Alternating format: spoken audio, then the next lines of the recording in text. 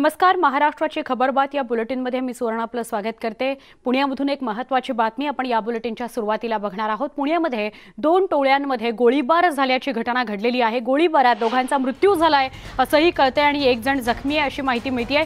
उरळी कांचनच्या तळवडेतला हा प्रकार आहे। गँगवॉरमध्ये हा दोघांचा मृत्यू झालाय असं कळतंय। 2 गँग्समध्ये गोळीबार झाला। या गोळीबारामध्ये दोघांचा मृत्यू झाला, एक गंभीर जखमी आहे।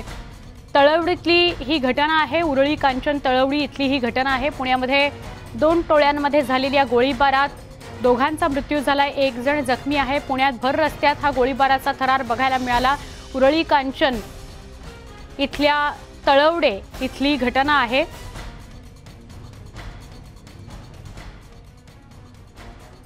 आमचे प्रतिनिधी चंद्रकांत फुंदे यांच्याकडून आपण अधिक माहिती घेणार आहोत। चंद्रकांत, भर दिवसा या उरळी कांचनच्या परिसरात गोळीबार झाला, किती वाजताच्या दरम्यानची घटना आहे, काय अपडेट समोर येत आहे, या 2 गटांविषयी काही कळू शकलंय का? सुवर्णा, दुपारी 3 वाजता आज ही घटना खरं तर पुण्यात नाही, पुण्याच्या आजूबाजूचं जे उरुळ कांचन छोटं उपनगर आहे, म्हणजे खरं ते पहिलं गाव होतं, खेडेगाव होतं, आता ते उपनगर झालेलं आहे। सोलापूर हायवेवरती सोनई म्हणून हॉटेल आहे, तिथं हा मयत आरोपी जो आहे संतोष जगताप, हा खरं तर जामिनावरती बाहेर होता। बाजार समिती संचालक सोनवणे बंदूक खून प्रकरणात तो आता जामिनावर बाहेर आला होता।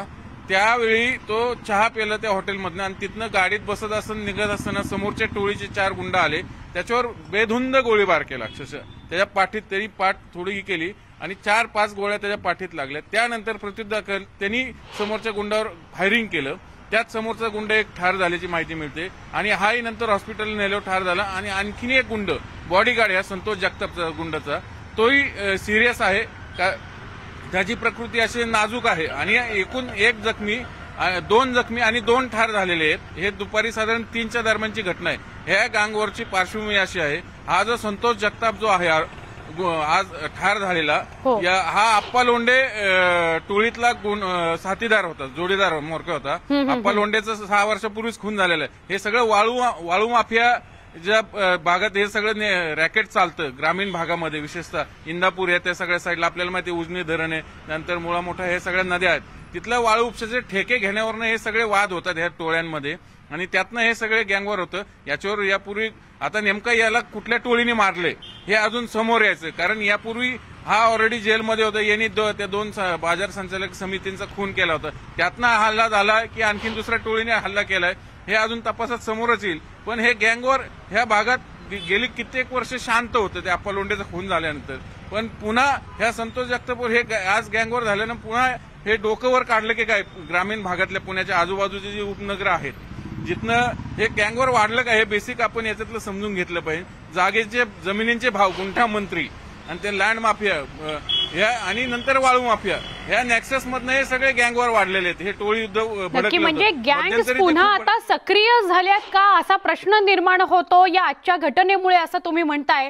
चंद्रकांत, तुर्तास धन्यवाद आपण सविस्तर माहिती दिल्याबद्दल। जसं आमचे प्रतिनिधी सांगतायत की थेट पुण्यामधली ही घटना नाही, पुण्याच्या जवळ उरळी कांचन किंवा सोलापूर हायवेला जाताना उरळी कांचन तळवडे इथला हा प्रकार आहे। दुपारी 2:45-3च्या दरम्यान ही घटना घडलेली आहे आणि त्यामध्ये दोघांचा मृत्यू झालाय, एक गंभीर जखमी आहे। वळूया पुढच्या बातमीकडे। बातमी मुंबईतली आहे, आगी संदर्भातली ही बातमी आहे।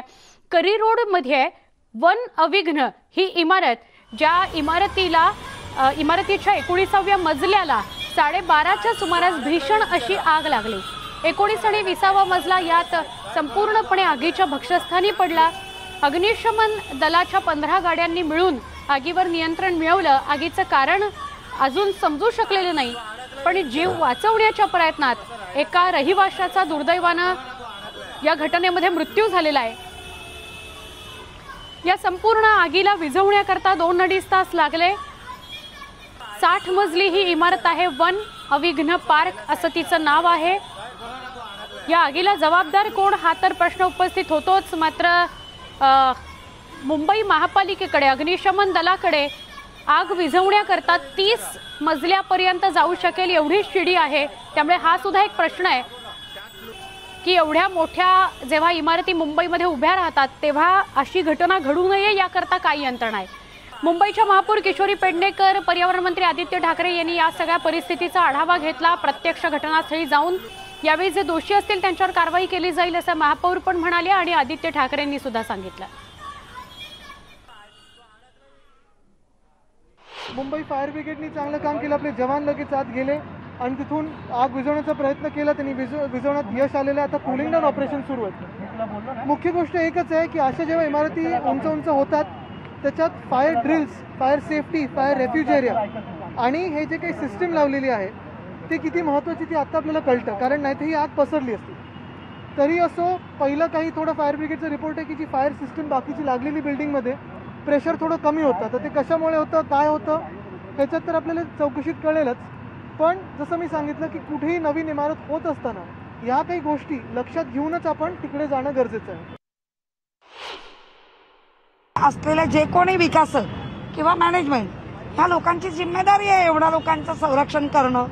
आम्हाला कळता क्षणी किंवा फायरला आमच्या कळत्या क्षणी ते आलेले आहेत। तो जो लटकत होता, आमचा वाचवायला गेलेला सुरक्षा होता, तो लटकत असताना लोक फोटो काढतायत, व्हिडिओ काढतायत, पण त्याला वाचवण्यासाठी जाळी लावणं, पटकन समय सूचकता ती थोडा अभाव दिसला आणि जेव्हा आमची शिडी लागत होती त्याच वेळेला तो त्या शिडीवर आला। त्यामुळे दुर्दैवी बाब ही। या सगळ्या प्रकरणाचा आढावा घेतला आमच्या प्रतिनिधी सुष्मिता भदाणे पाटील यांनी। मुंबईमधील अभिज्ञ टॉवरला आज सकाळी 12:30च्या दरम्यान आग लागली आणि त्यानंतर धक्कादायक म्हणजे एक सुरक्षा रक्षक हा याच इमारतीच्या 19व्या मजल्यावरती लटकत होता। या इमारतीच्या वरच्या भागामध्ये ही आग लागलेली होती। संपूर्णपणे धुराचे लोट जे होते ते आजूबाजूच्या परिसरात पसरलेले होते। अग्निशमन दलाच्या साधारणपणे 13 ते 14 गाड्या इथं तैनात करण्यात आलेल्या होत्या। या इमारतीची साधारण उंची ही 60 माळ्यांची आहे, त्यामुळे इतक्या मोठ्या प्रमाणात जेव्हा आग लागते त्यावेळेला फायर ब्रिगेडला सुद्धा तिथं पोहोचणं थोडंसं कठीण होऊन बसतं। या ठिकाणी एक सुरक्षा रक्षक होता की जो या इमारतीच्या वरती होता अडकलेला, त्याला आपले प्राण गमवावे लागले कारण त्याला वाचवणं शक्य झालं नाही। दुसरीकडे आपण जर बघाल तर या बाजूला इथे फायर इंजिन्स अजूनही आहेत, कुलिंगचं काम अजूनही सुरू आहे। अग्निशमन दलाकडनं कुलिंगचं काम सध्या सुरू आहे। अगदी महापौर किशोरी पेडणेकर असतील, आदित्य ठाकरे असतील यांनी सुद्धा इथे येऊन भेट दिली आणि या एकूणच हाय राईज बिल्डिंग्सच्या सुरक्षेचा प्रश्न यंदा पुन्हा एकदा ऐरणीवरती आलेला आहे। अशा पद्धतीने हाय राईज बिल्डिंग बांधल्या जात असताना फायर ऑडिट कशा पद्धतीने केलं जातं यावरती प्रश्नचिन्ह निर्माण झाले आहे। ज्या नागरिकांना इथं राहण्याची वेळ होती त्या नागरिकांनी आपले जीव मुठीत घेऊन घराबाहेर पाऊल काढलं, परंतु अशा पद्धतीने जर आगी लागत असतील तर या हाय राईज बिल्डिंगच्या सुरक्षेच्या बाबतीत काहीतरी महत्त्वाची पावलं उचलणं गरजेचं आहे। कारण मुंबई फायर ब्रिगेडच्या दलाकडनं केवळ 30व्या माळापर्यंतच आग विझवण्याचं काम हे होऊ शकतं, परंतु या इमारतीची उंची बघता हे खूपच कठीण होतं, कारण या इमारतीची उंची साधारणपणे 60 मजले इतकी होती। त्यामुळे मुंबईमधल्या हाय राईज इमारतींच्या सुरक्षेचा प्रश्न या निमित्तानं नव्यानं समोर आलेला पाहायला मिळतो आहे। व्हिडिओ जर्नलिस्ट प्रशांत मोहितेसह मी सुष्मिता भदाणे पाटील, न्यूज 18 लोकमत, मुंबई। साखर कारखान्यात भ्रष्टाचार झाल्याचा आरोप करत अजित पवार यांच्याशी संबंधित साखर कारखान्याची चौकशी करण्यात आली, पण कारखान्यात कोणताही भ्रष्टाचार झाला नसल्याचा खुलासा अजित पवार यांनी पत्रकार परिषद घेऊन केला। खोट्या माहितीच्या आधारावर विरोधकांनी आरोप केले असं अजित पवार म्हणाले। विरोधकांनी लावलेले सगळे आरोप त्यांनी फेटाळून लावले, तसंच कोणत्याही साखर कारखान्यात भ्रष्टाचार झाला नसल्याचा पुरावाच त्यांनी माध्यमांना दिला। कोणता साखर कारखाना कसा विकला गेला याची माहिती त्यांनी यामध्ये दिली।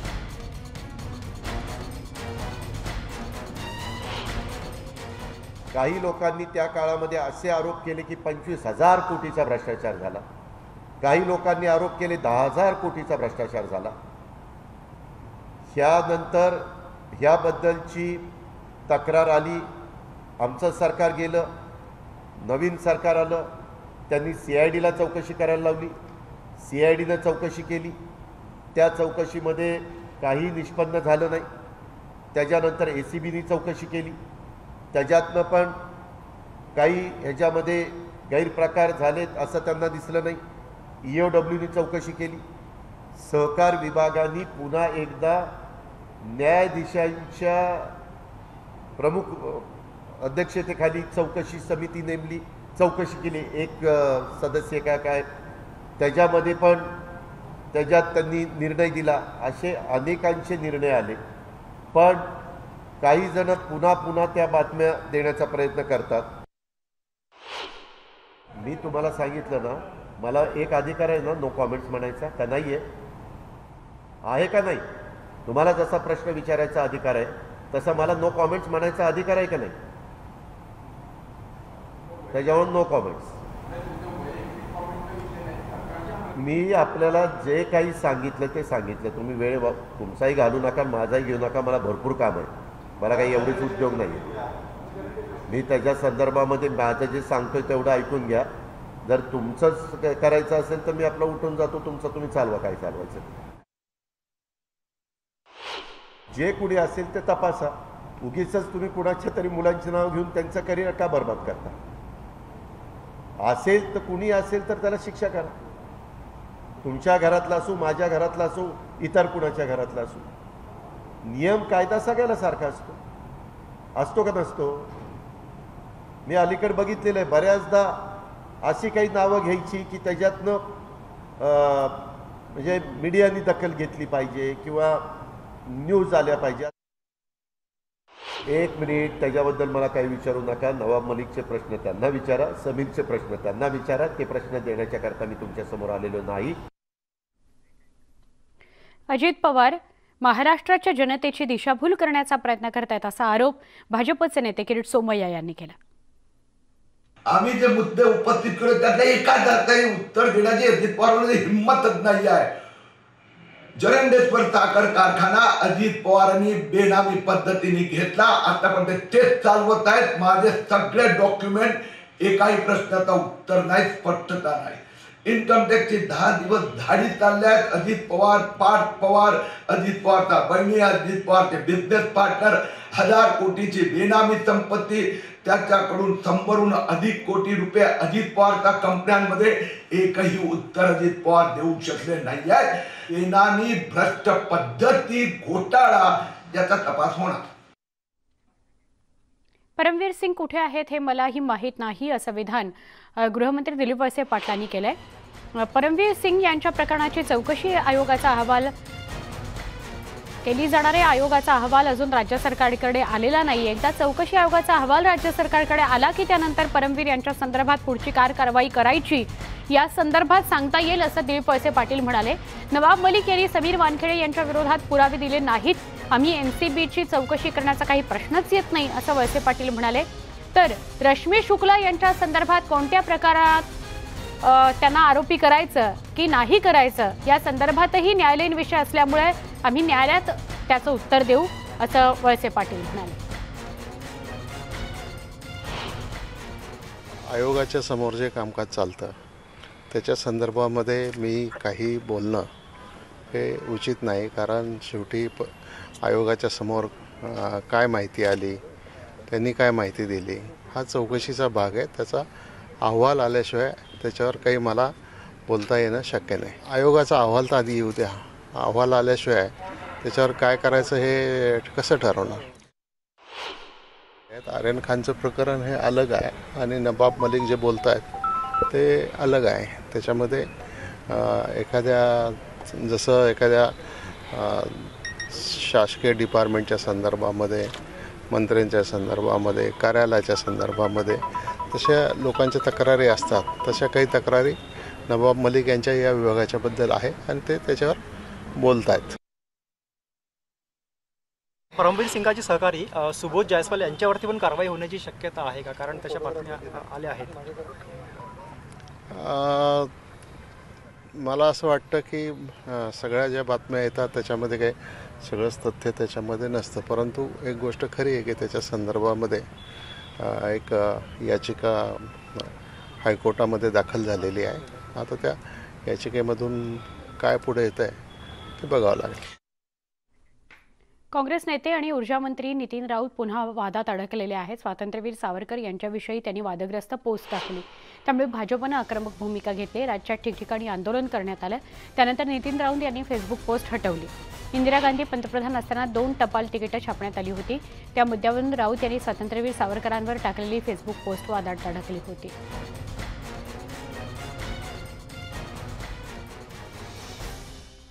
नितीन राऊतांच्या वादग्रस्त फेसबुक पोस्टनंतर मुंबईसह राज्यात भाजपने आक्रमक भूमिका घेतली। ठिकठिकाणी आंदोलनं करण्यात आली।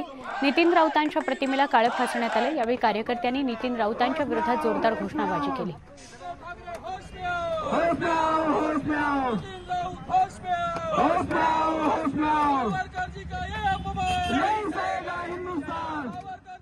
आमच्या 2 मागण्या आहेत। एक, आज संध्याकाळपर्यंत नितीन राऊतांनी दिलगिरी व्यक्त करावी आणि त्याचबरोबर राज्याचे हिंदुत्ववादी म्हणणारे मुख्यमंत्र्यांनी या देशाचे सुपुत्र, मराठी माणसाचे मानबिंदू, स्वातंत्र्यवीर सावरकरांची बदनामी करणाऱ्या नितीन राऊतांच्या विरोधामध्ये FIR दाखल केला पाहिजे, अशी आमची मागणी आहे। या दोन्ही मागण्या पूर्ण झाल्या नाहीत तर आम्ही उद्या सुद्धा आमचं आंदोलन चालू ठेवू। महाराष्ट्राची खबर बातमध्ये एक छोटासा ब्रेक। पहा फक्त न्यूज 18 लोकमत।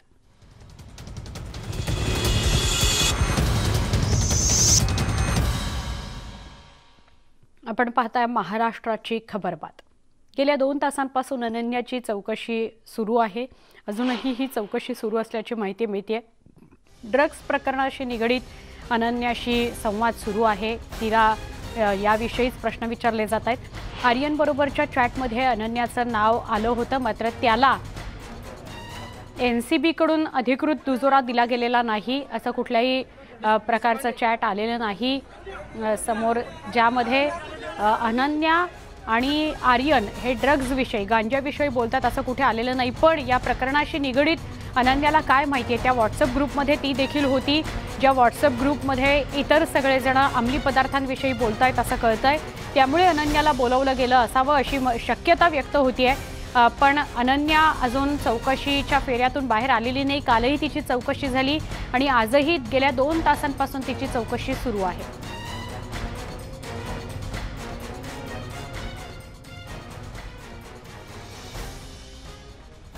NCB अधिकाऱ्यांनी अनन्या आणि आर्यन या दोघांमधील चॅटमधून मोठा खुलासा केलाय अशी माहिती मिळतेय। आर्यननं अनन्याकडे ड्रग्जचा जुगाड करण्याकरता सांगितलं होतं। त्यानंतर अनन्यानं आर्यनला ड्रग्जचा जुगाड होणार असल्याचं सांगितलं होतं। अनन्यानं ड्रग्जबाबत चॅट झाल्याची कबुली दिली होती,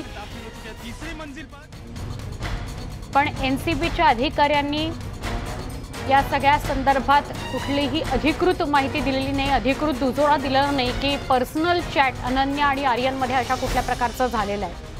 अशी माहिती मात्र नक्की मिळते की या दोघांमध्ये गांजा संदर्भात चर्चा झाली, पण त्या दोघांमध्ये असं चॅट झालंय याविषयी काही माहिती अधिकृत मिळत नाहीये।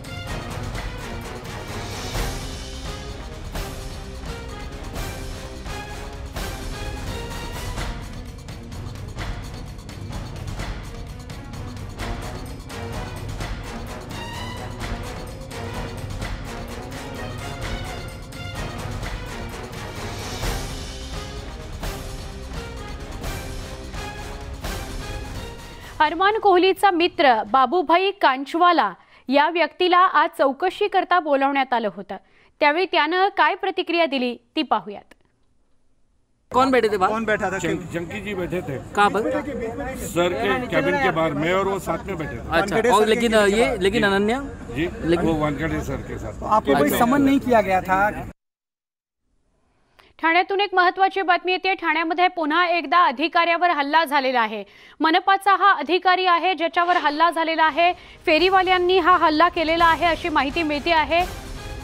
काशीनाथ राठोड असे अधिकारी ज्यांच्यावर हल्ला झालाय, हल्ल्यात काशीनाथ राठोड जखमी झालेले आहेत। ही दुसरी घटना आहे। एका महिला अधिकाऱ्यावर फेरीवाल्यांना हल्ला केलेला होता, तिची बोटं त्यामध्ये तिने गमावली होती आणि आता राठोड नावाचे हे दुसरे महापालिकेचे अधिकारी ज्यांच्यावर हल्ला झालाय असं कळतंय। फेरीवाल्याचा हल्ला झालाय आणि हे अधिकारी जखमी झालेले आहेत। ही दोन दृश्य आपण एकाच वेळी पाहतो आहोत। ठाण्यामध्येच पुन्हा प्रकार घडलाय। एका मनपा अधिकाऱ्यावर हल्ला झालेला आहे।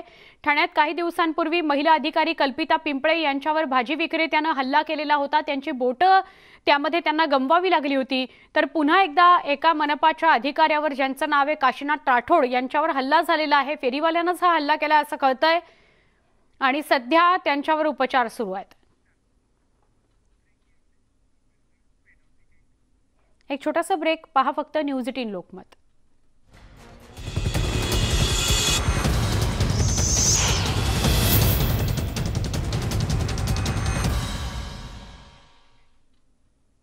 नमस्कार। राज्यातल्या खड्ड्यांची पोलखोल करणारी वृत्तमालिका मोठ्या प्रमाणात यशस्वी झाली। त्यानंतर आता न्यूज 18 लोकमत कोकणवासियांच्या दृष्टीने एका महत्त्वाच्या विषयाला हात घालतंय। राज्यातल्या जेट्टींची स्थिती काय आहे, प्रवाशांच्या मच्छीमारांच्या समस्या काय आहेत, आश्वासनांची खैरात कशी करण्यात आली आणि राज्यातली सध्याची परिस्थिती म्हणजे वास्तव जेट्टींसंदर्भातलं नेमकं काय आहे हे आपण या वृत्तमालिकेतून जाणून घेणार आहोत। Save jetty.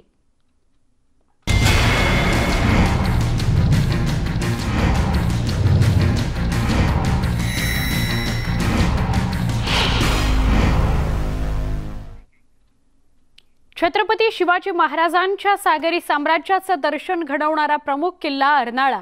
सध्या या किल्ल्यात सुमारे 4,500च्या आसपास लोक राहत आहेत। पण या सगळ्यांच्या दळणवळणाकरता काही वर्षांपूर्वी सुरू झालेलं जेट्टीचं काम सध्या ठप्प आहे। निवडणुका आल्या की आश्वासनं मिळतात, पण पुढे मात्र काहीच होत नाही।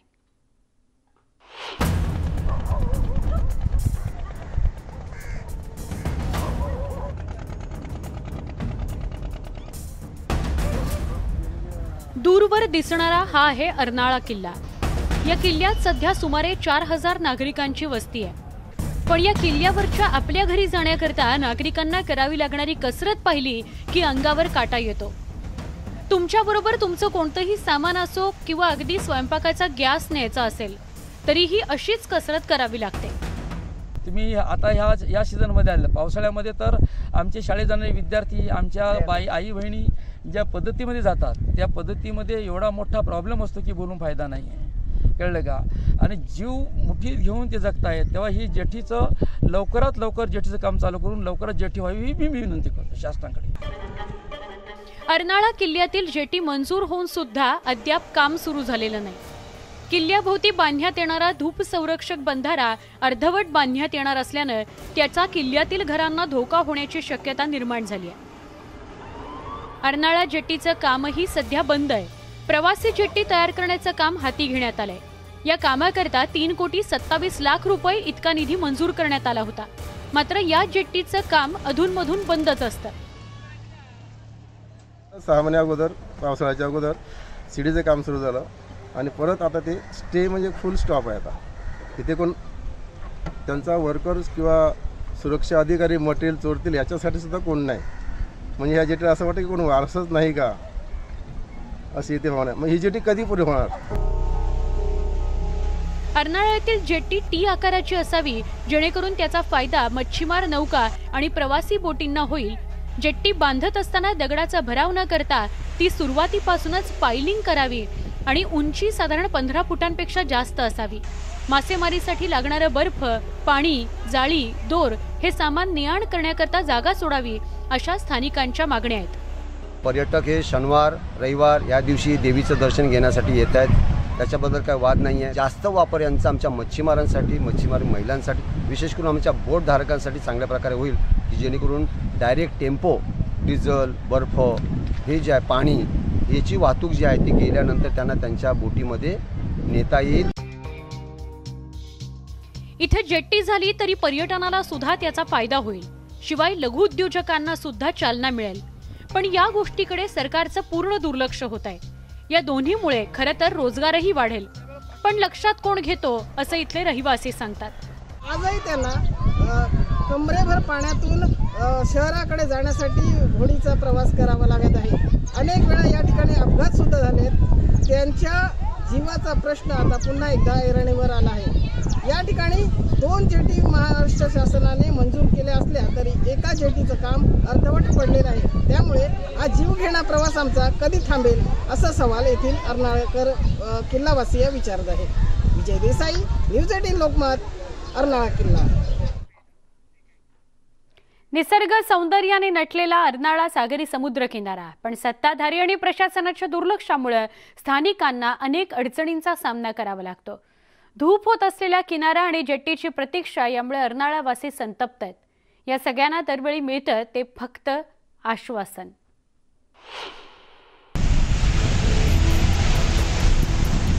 हे क्षण आपल्या कॅमेऱ्यात टिपावेत असं कोणाला आवडणार नाही।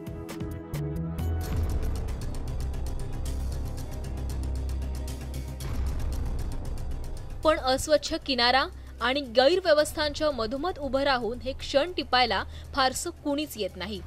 अर्नाळा किल्ला आणि अर्नाळा गावाला जोडणाऱ्या जेट्टीच्या मंजुरीला 4 वर्ष झाली, पण काम बंदच आहे। इतकंच नाही तर अर्नाळा किल्ल्याला धूप प्रतिबंधक बंधारा बांधण्याचं काम सुरू आहे, मात्र तो बंधारा कोविडमुळे कमी करण्यात आल्याचं गावकरी सांगतायत। सरकारला शरम वाटली पाहिजे अजूनपर्यंत कसं काय लोकांनी हे ठेवलं सरकारने।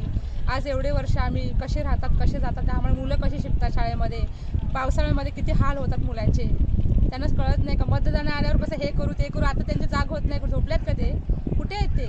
आज त्यांना दिसत नाही सरकार लोकांना, कधी दिसणार? 2-3 वेळा करता डोक्यावर एवढे वजन घेऊन आज 5 वर्ष झाली जेटीचं काम चालू आहे।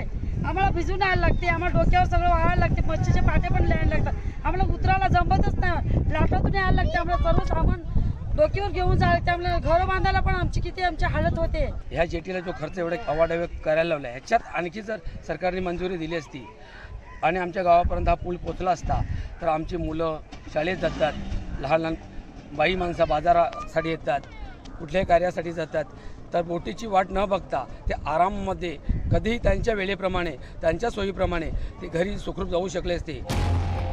शासनानं जेटी मंजूर करून कामाला सुरुवातही केली होती, मात्र 4 वर्ष होऊन गेली तरी काम बंद आहे।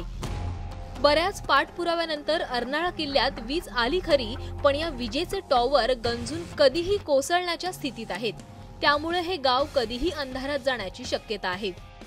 आजही बोटीतून पलीकडे जाण्यासाठी लोकांना गुडघाभर पाण्यातूनच जावं लागतं। तसंच मासे विक्री करणाऱ्या महिलांना अनेक अडचणींचा सामना करावा लागतोय। पर्यटकांचा सुद्धा बऱ्याच प्रमाणात भ्रमनिरास होतोय। फेमस स्पॉट है, इतनी अच्छी जगह है, यहाँ पे फिशिंग का इतना बड़ा ऑक्यूपेशन है, तो इसको टूरिस्ट पॉइंट में भी कन्वर्ट कर दिया जा सकता है, बिकॉज ये बीच और पोर्ट काफ़ी कनेक्टेड है। तो यहाँ पे अगर प्रॉपर स्टैंड होगा, प्रॉपर जेटी बनेगा, यहाँ पे प्रॉपर कुछ होगा ऐसा फैसिलिटीज़, तो इसको हम लोग और थोड़ा एज एन टूरिस्ट पॉइंट से इसको इम्प्रूव कर सकते हैं।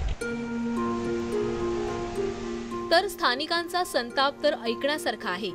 आश्वासनांच्या पलीकडे काही मिळणार आहे का असा प्रश्न स्थानिक विचारतायत। का म्हणून ही जेट्टी जर उभी राहिलेली आहे तर ती का नाही होत आहे? शासनाने ह्याच्याकडे लक्ष दिलं पाहिजे की आमचं जे हे जेटी आहे ही लवकरात लवकर व्हावी। पुरुष मंडळी आहेत, त्यांनाही इकडनं तिकडे जाताना कुठलीही चिंता न बाळगता किंवा कुठलाही त्यांना त्रास न होता ते व्यवस्थितरित्या आपल्या सुखरूप घरी पोहोचला पाहिजे। गाडवाला वजन नसते तर आम्ही गाडवा प्रमाणे आहेत, गाडवाला कसं वजन असलं का चालतात तशी आमची परिस्थिती आहे। तुम्ही काय मंत्रालयामध्ये खुर्च्या घेऊन बसल्यात, कुणी ते काय चाललंय ना काय नाही तुम्ही बघायला आल्यात का? एक दिवस पण कशी राहतात? जम्मू बेटात राहतात, चारो कोपऱ्यात समुद्र आहे त्याच्यात राहतात, जसं सुखी सोहत मध्ये राहतात असं बघायला आहेत का तुम्ही? दरम्यान स्थानिक आमदार हितेंद्र ठाकूर यांना जेटीबाबत विचारलं असता स्थानिकांनी त्यावेळी विरोध केल्यामुळे काम रखडल्याचा आरोप केला असून कॅमेऱ्यावर बोलण्यास नकार दिलाय। मुंबईपासून हाकेच्या अंतरावर असूनही अर्नाळावासीय जेट्टीच्या आणि पर्यायानं अधिक चांगल्या पर्यटनाच्या आणि रोजगाराच्या प्रतीक्षेत आहेत। विजय देसाई, न्यूज 18 लोकमत, अर्नाळा, पालघर।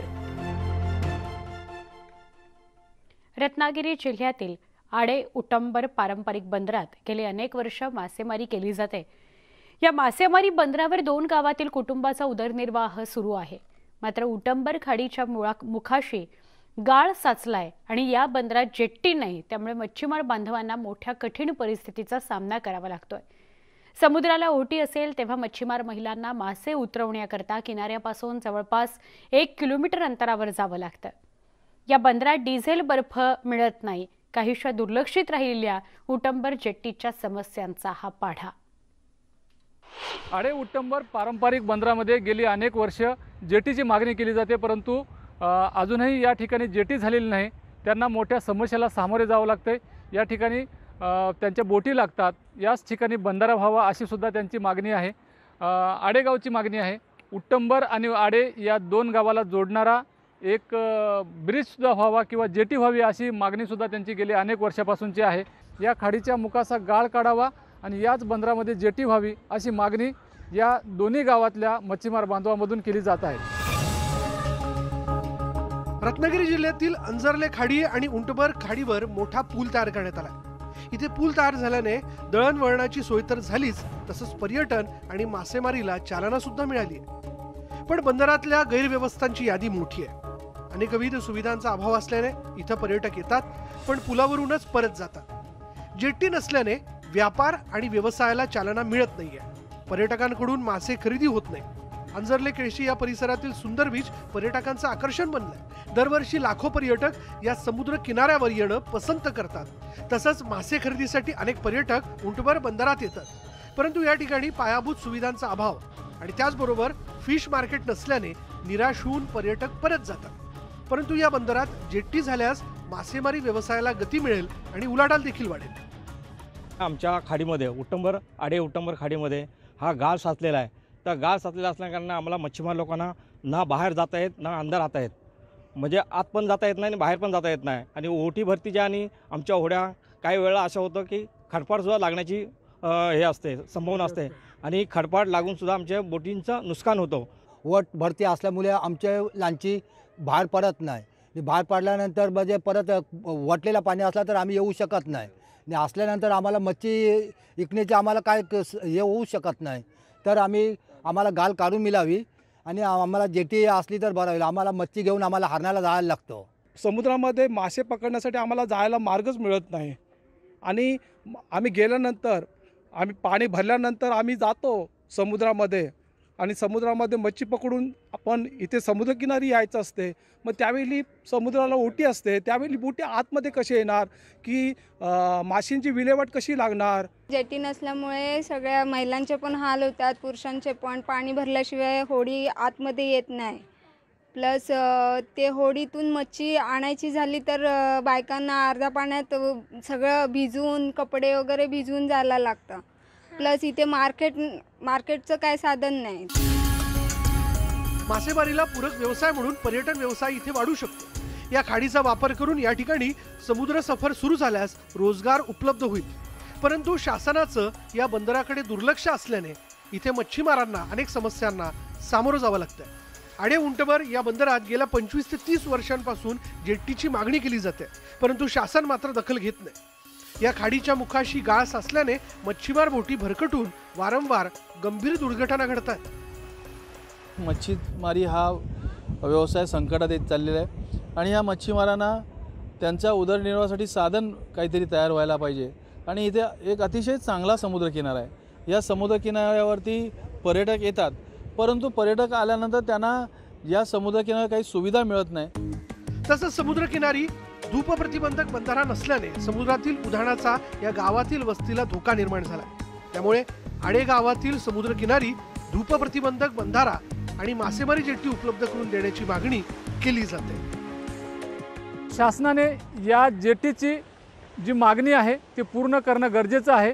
या ठिकाणी जर का जेटी झाली तर लोकांची होणारी जी गैरसोय आहे ती दूर होईल। मच्छीमारांची जी गैरसोय आहे ती दूर झाल्यानंतर इथे रोजगाराला सुद्धा मोठ्या प्रमाणामध्ये चालना मिळेल, मासेमारी व्यवसायाला गती मिळेल। परंतु लवकरात लवकर आडे उटंबर बंदरामध्ये जेटी करावी अशी मागणी मच्छीमार बांधवांमधून केली जात आहे। शिवाजी गोरे, न्यूज 18 लोकमत, रत्नागिरी।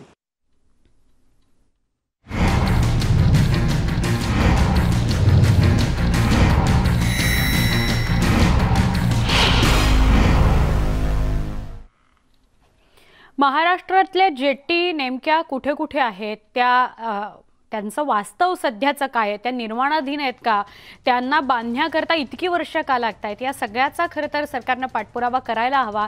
त्यामुळे परिस्थिती त्या जेट्टींची काय आहे हे दाखवण्यासाठीची ही न्यूज 18 लोकमतची वृत्तमालिका आहे. महाराष्ट्राची खबरबातमध्ये आत्ता इथंच थांबतोय. ताज्या घडामोडींकरता पहा फक्त न्यूज 18 लोकमत.